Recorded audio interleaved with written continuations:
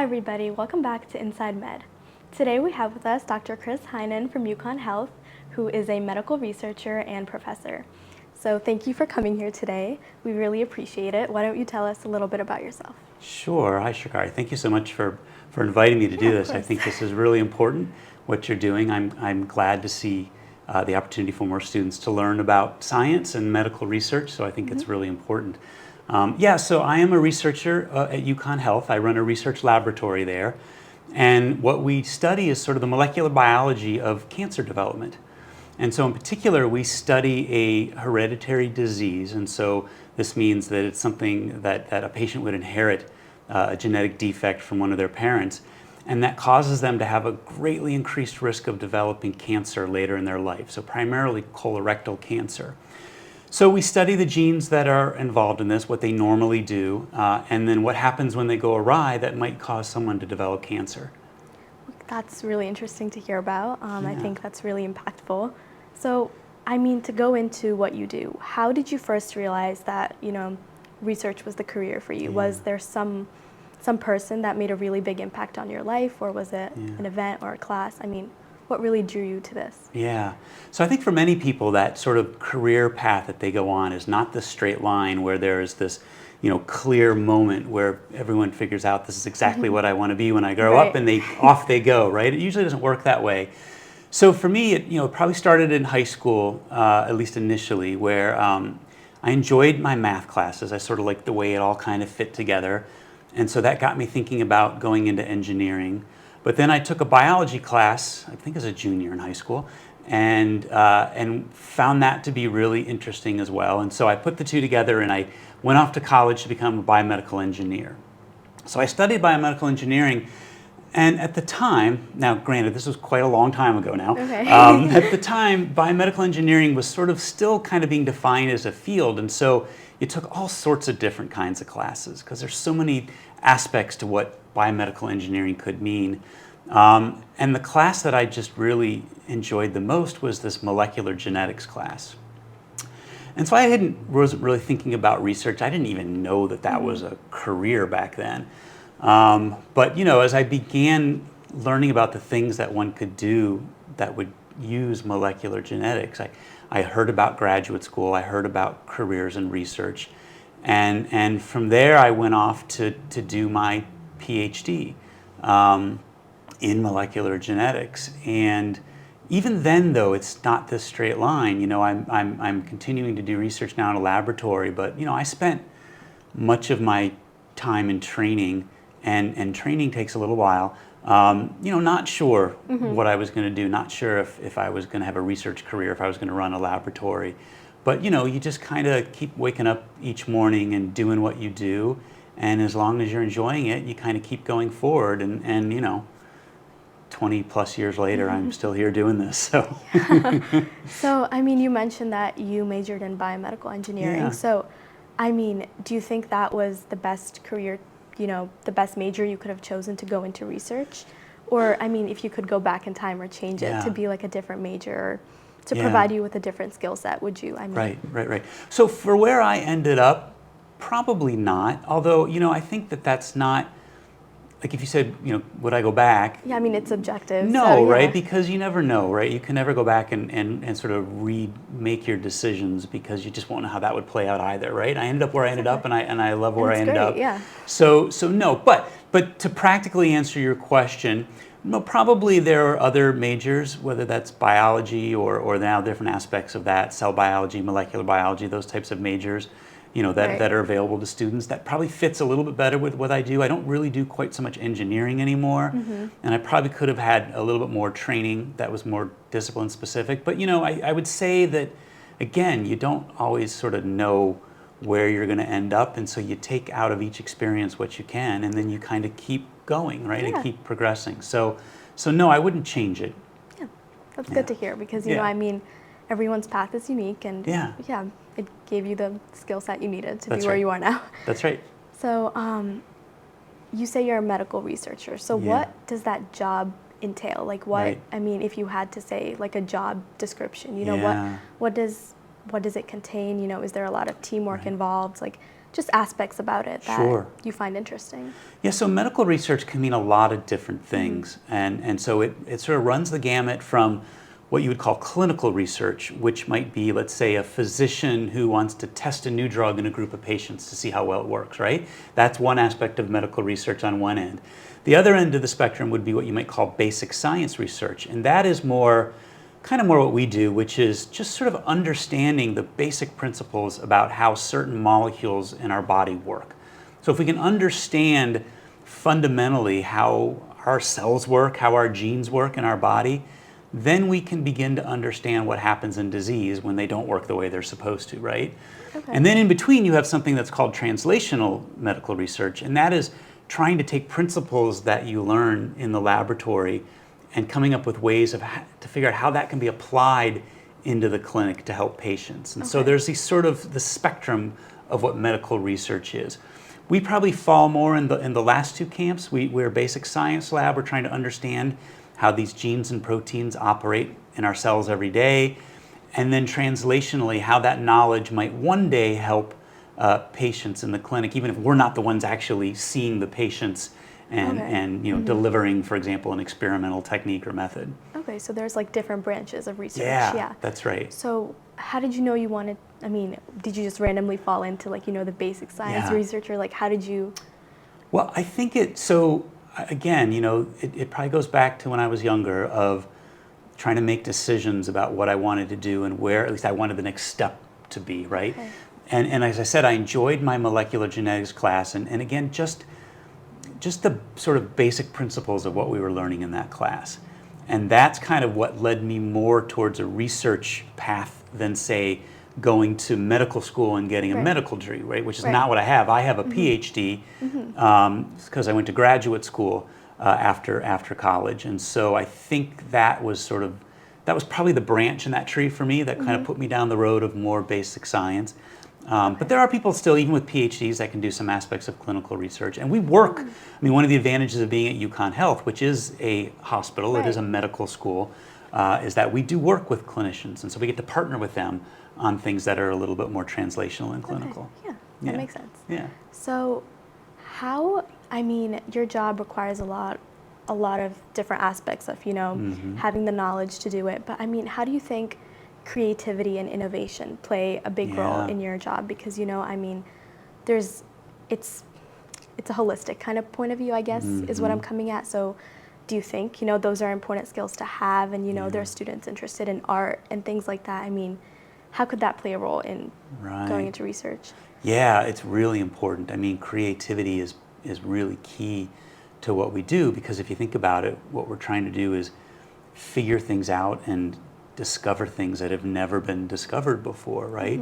And to ask the right questions to understand how something works, and to apply knowledge, but then add new ideas and new, what we would say are hypotheses, right? A guess or prediction that we might think of how something might work. And so that requires creativity, that requires originality. And so innovation is important, both innovation of ideas and then innovation of approaches, right? So technology plays a big role in what we do in medical research.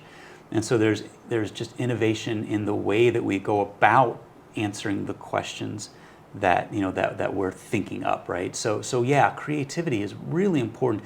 In fact, one of the way that the lab gets funded to do our work is that we have to write research grants, right? And the grants get funded by the federal government, if you're lucky. And innovation is actually one of the things that they're looking for, that they sort of review us on, because it is so important, right? If it's not innovative, it's not new. It's not going to change anything. It's not going to change anything, yeah. So do you think there's a specific skill set that, your job needs to have that is different from, being a doctor? What sets you apart from, your role as a researcher from, going in and seeing a patient? What differentiates your role? Yeah, I think, generally speaking, I think anything I would say is probably also important for a physician, a medical doctor as well, or at least you'd hope it would be. Yes. There are certainly differences in the specific tasks that we're going to perform on a daily basis, right? I don't see patients. I'm not, if someone gets injured, at the grocery store and they're calling for a doctor, I'm not going to raise my hand because I'm not going to be any more help them than anybody else.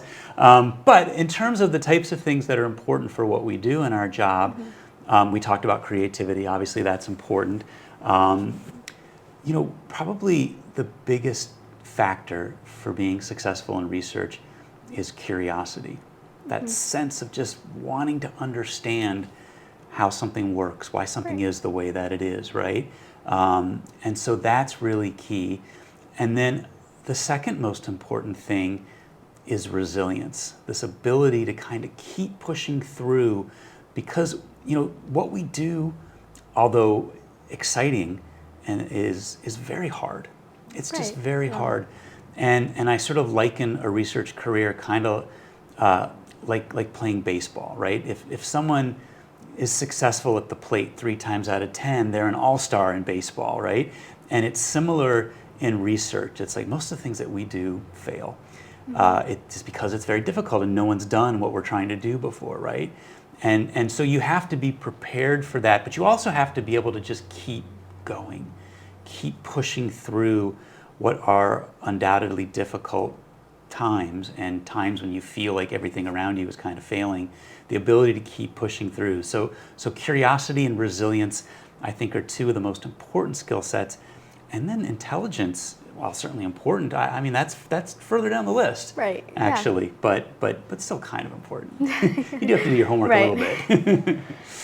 So you're also a professor on top of this. So what does that entail? I mean, were you a researcher before you were a professor, or was there one that came before the other? And and how? I mean, do you apply one job to the other? Like, do you do some research in the lab and then come tell your class about it, or like how does it play off in your role? So my role at Uconn Health is as a professor, and so I'm a member of the faculty there. And so typically when students think about faculty members, certainly at the stage that you're at in high school, they think of their teachers, right? And so their teacher is standing in front of the classroom, right, teaching you and giving you tests and homework and all that.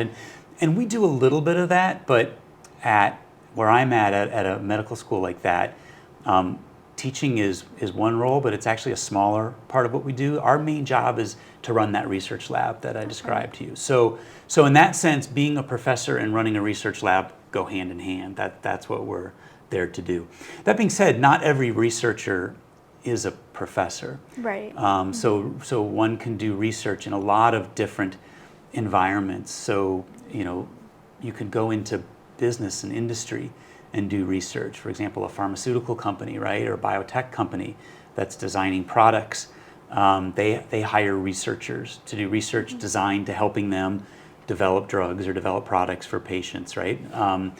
You could do research for the government. Government has scientists that are doing research for different aspects. But for me, I work as a faculty member, as a professor, which means I'm doing research in a university. And in our system, the universities are sort of the home for a lot of the fundamental basic science that gets done in this country. And so that's sort of the primary job. But it interplays with other aspects, the traditional sense of just being a teacher and teaching students, So, I mean, is there something about your job that, you think a lot of people don't really know about, or is a common misunderstanding? You would say, like, do you think, there's a big one that people really look at your role as a researcher and think, oh, I mean, I have this point of view, but there's another way to look at it. Yeah, sure. I mean, I think probably the most obvious one is the general sort of stereotype, right, of the wacky lab scientist who's by themselves in the lab, sort of working things out, right, is completely introverted, doesn't know how to talk to people, right, never sees anybody. And that's not true about research at all. Research is very much collaborative. It's very much team-oriented. First of all, you're working in a lab that has multiple people in it, right? So right off the bat, you're always in a team. You're working with other people in your university all the time, whether that's other professors, other students, other scientists, and clinicians, as I mentioned earlier. And then research is global. So we're always communicating what we do with others around the world so that we can learn from each other and then we can collaborate, because I can't possibly know everything there is to know, even about what I'm working on. And same is true for others out there. But we put our knowledge and our skill sets together, and now we can start to solve problems. And so this ability to interact, to engage others and communicate and work as a team is essential to getting this done. And so I think that's a bit of a misconception about how research works. So it's more like a team-based thing than it's just individual. Absolutely, yeah. So, I mean, can someone, in college per se, pursue research, without going to grad school? Or is it, you have to go get your PhD before pursuing any type of medical research? Well, there are certainly careers that one can do in research without going beyond the bachelor's degree. It just sort of depends what you want to do and what role you want to play. Right. And so you could go work as a lab technician with a bachelor's degree, whether that be in a company, whether that be in an academic lab like mine. So those types of positions absolutely exist, and people have made many fulfilling, rewarding contributions in that way.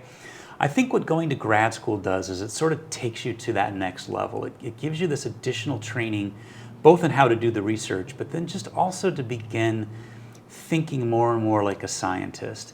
And what that does is it puts you in a position now to take on more of a leadership role in that laboratory, to where you are coming in and you are the one sort of coming up with the ideas, trying to figure out what the lab is going to do, what the company is going to do.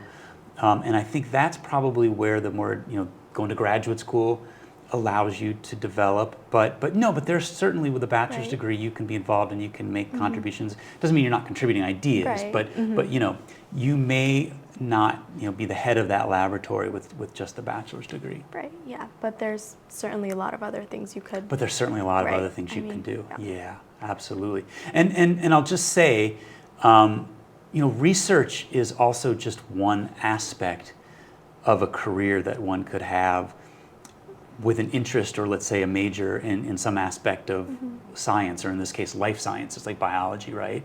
So there's lots of different fields that people are going into with degrees in biology. And so people in biology might go more into the business end of a company.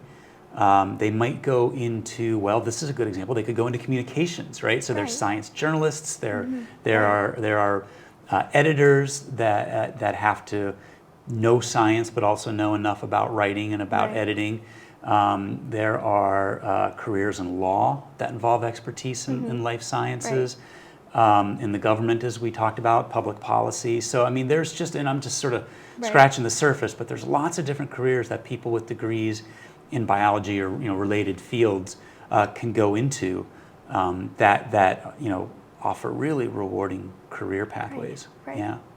So did you specifically ever struggle with, do I want to go to be a doctor? Do I want to be a researcher? I mean, there's so many careers in the healthcare field itself. I mean, how did you decide you wanted to go into research? And I mean, let's say there's someone in that same position right now, they don't know what part of medical research they want to go into, or healthcare they want to go into. I mean, what advice would you give to them? Right. Yeah, so the answer to your first question is I did struggle with that many times. I mean, I think I still struggle sometimes with it. I mean, it never really goes away, right? What am I going to do?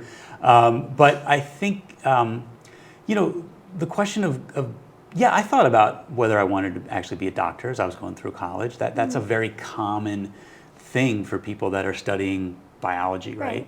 Or biology fields. So I thought about that, and I looked into a little bit. I think at the end of the day, I was a little bit more interested in just sort of, like I said, the fundamental science of it, and less so the patient sort of engagement. And that kind of steered me in that direction. But I don't think you ever really know. I think you learn as much as you can learn along the way.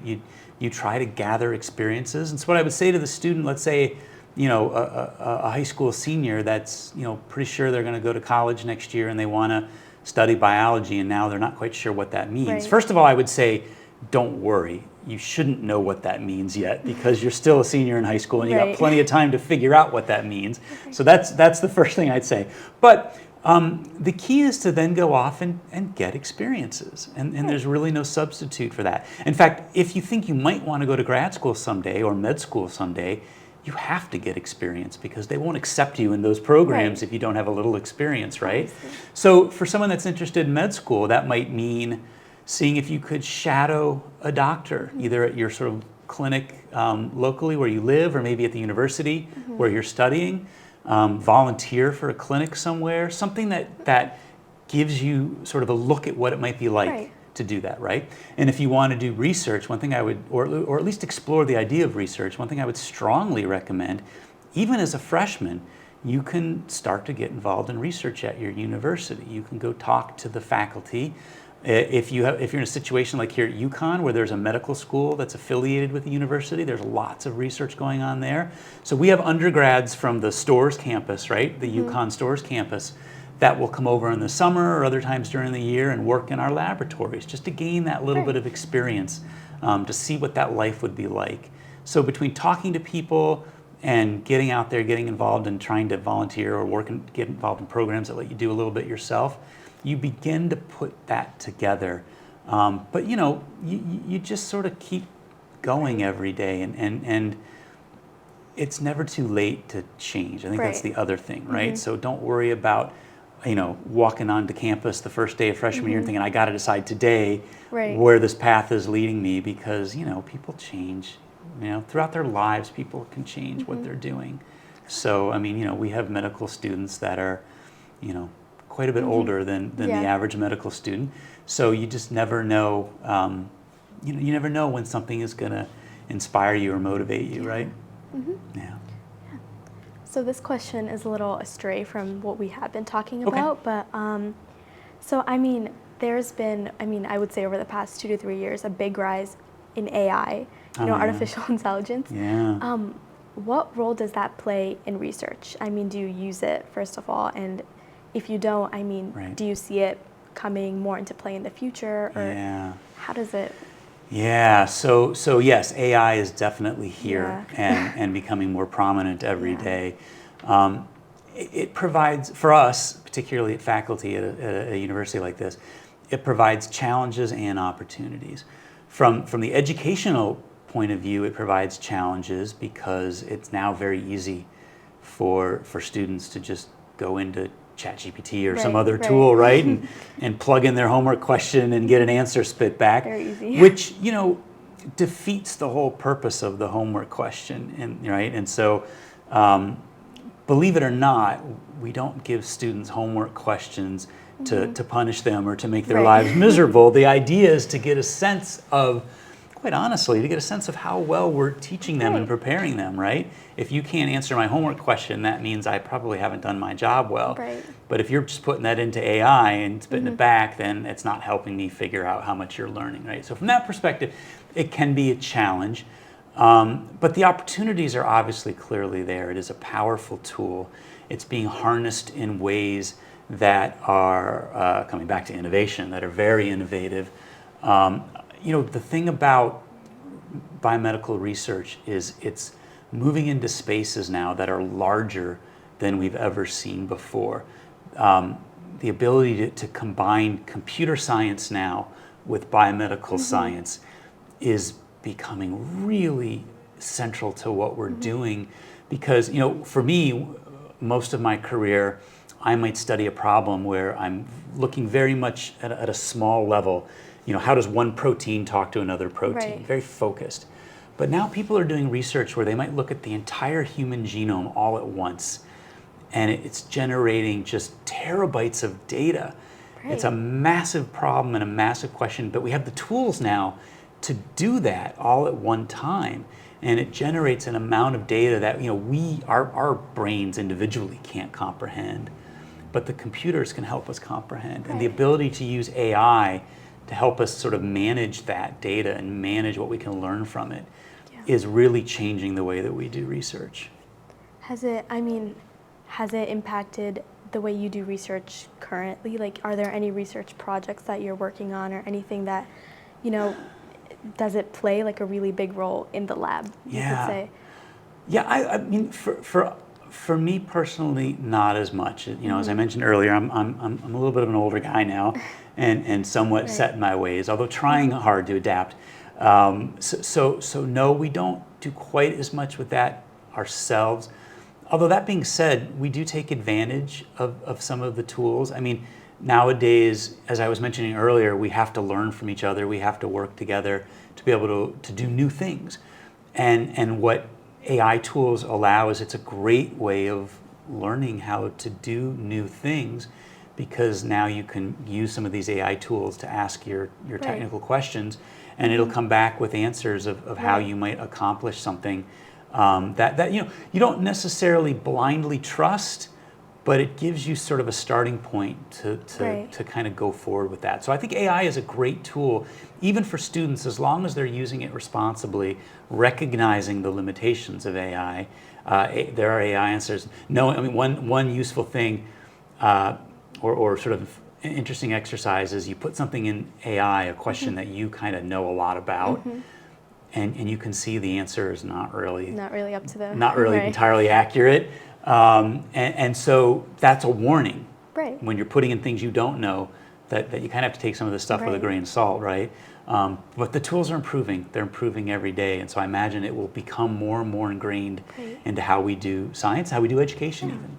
So, I mean, do you think students should learn how to work alongside it with it? I mean, in the lab, or do you think, completely steer away from it, steer clear from it? No, I think what you said first is right. I think students do need to learn how to begin to how they can take advantage of it, with sort of understanding the limitations, and also not using it to replace the ability to learn and think and understand themselves, because there really is no substitute for that. Can replace that. Yeah, and if you aren't doing that, if you don't know that yourselves, first of all, you won't know when you're being misled by AI, and second, you won't know how to interact and engage with it. You won't know how to ask it the right question. You won't know how to take the answer that it delivers to you and then apply it to your problem.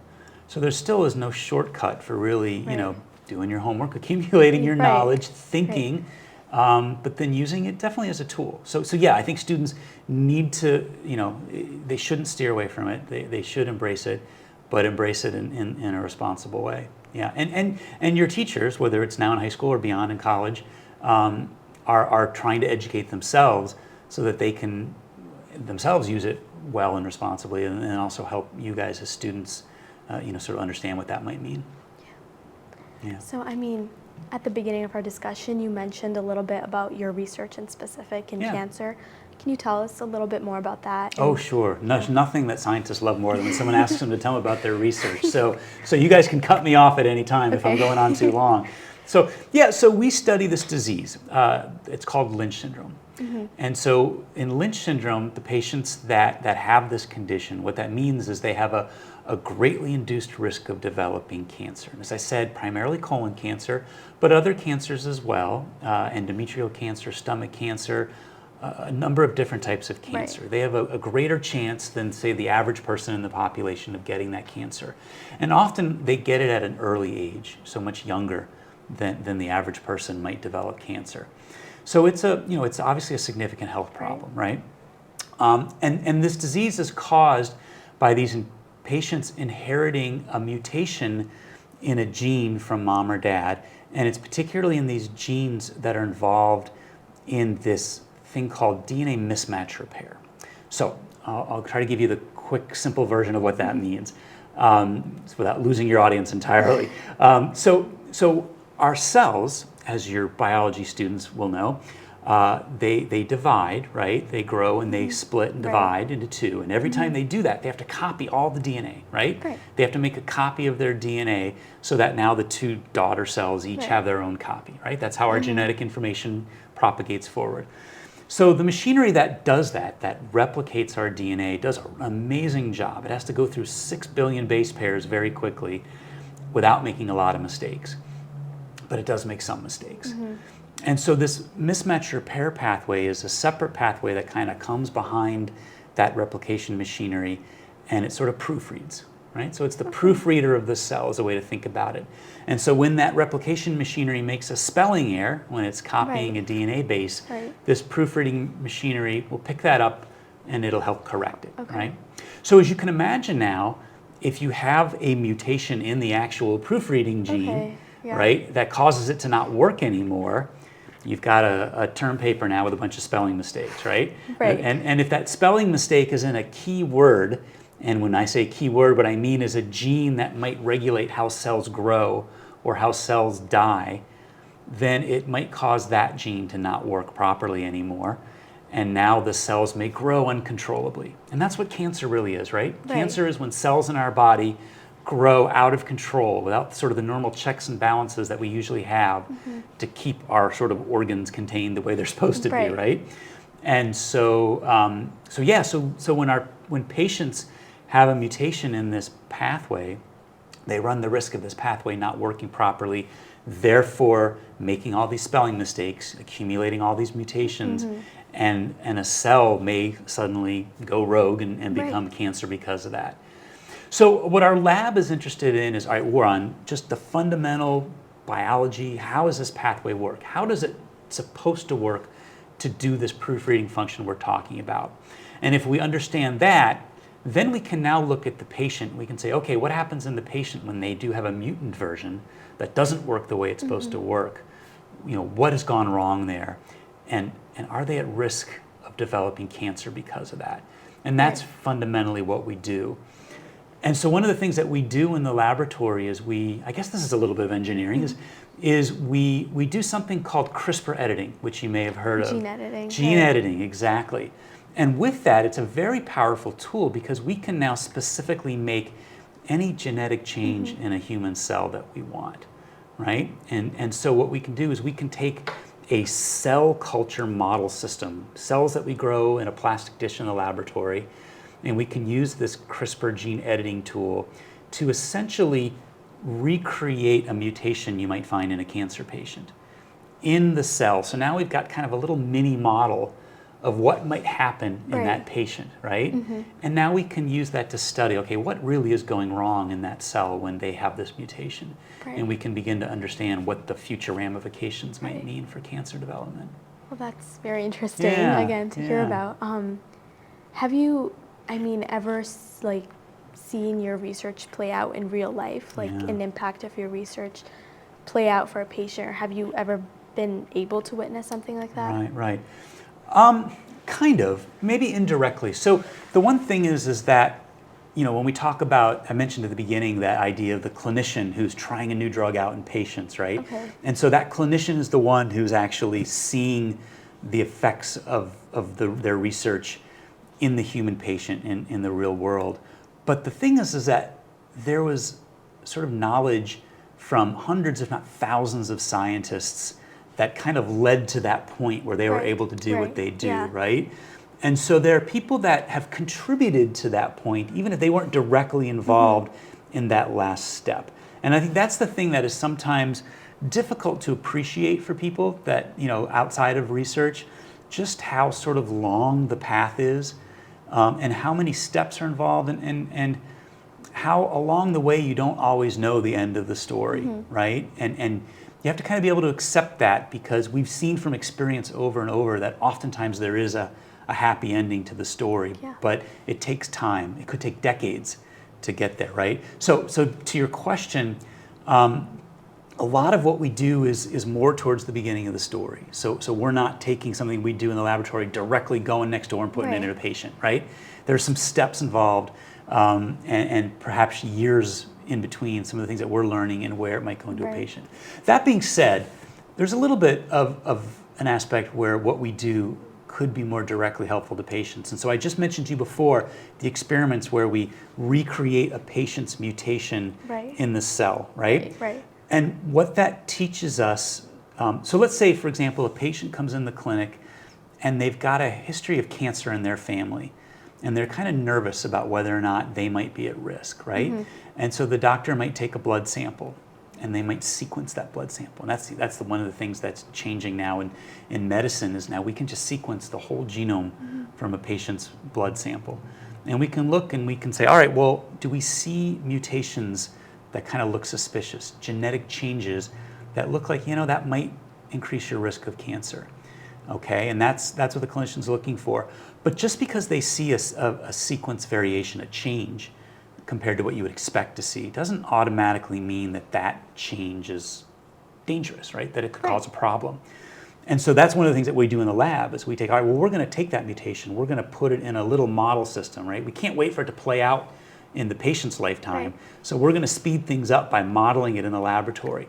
What does that mutation do? Right. And if it screws up this proofreader pathway that I was talking about, that's a sign that maybe this is not a good genetic change, and that patient should be monitored carefully for potential cancer down the road, right? So that's a way that our work, even though I'm not the one seeing the patient, the fact that we have developed this knowledge about the mutation, physicians can now find that information and they can apply that knowledge to their patient. Very interesting to hear about. I learned a lot. And finally, what do you love most about your job? Then the opposite end of it. What do you think here? Yeah, sure. So I think what I love most about my job is that I basically get paid to come in and keep learning really fascinating things every day, right? That's my job. They need me to keep learning, right? To keep discovering new exciting things for myself, right? Selfishly, things that are fascinating to me, because then that can translate into experiments and findings that can eventually help others, right? So that's pretty cool to have a job like that, right? I think the thing that's the hardest about my job is kind of dealing with the uncertainty that comes with research.